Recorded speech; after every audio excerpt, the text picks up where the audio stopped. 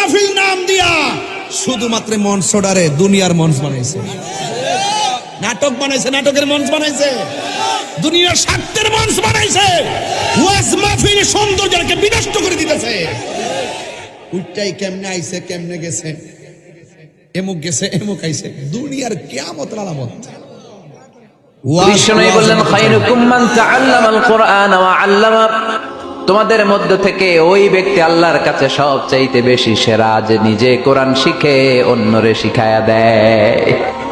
আপনি কোরআন শিখলে আপনি সেরা, আবার আপনি যদি শিখায়া দেন তবেও আপনি সেরা।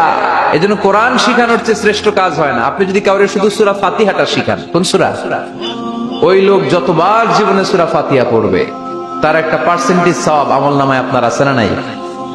আবার ওই লোক যদি কাউরে এই সূরা ফাতিহাটা শিখায়, আবার যারে শিখালে এ যদি আবার আরেকজনরে শিখায়, এভাবে যত জনকে শিখাবে প্রত্যেকের সওয়াব থেকে একটা পার্সেন্টেজ সওয়াব আপনার আমলনামায় দিয়ে দিবে কে? এজন্য কোরআন শিখবো, শিখাবো, শিখবো, শিখাবো। যারা কোরআন জানি না কোরআন জেনে মরবো, no excuse will be granted that day. সেদিন কোনো অজুহাত আল্লাহ গ্রহণ করবে না। সব পারো, কোরআন পারো না কেন? সবই তো পারো। হিন্দিতে কথা বলতে পারো, ইংরেজিতে কথা বলতে পারো, কোরআন পারলা না কেন? কোনো মাফ করবে আল্লাহ? না।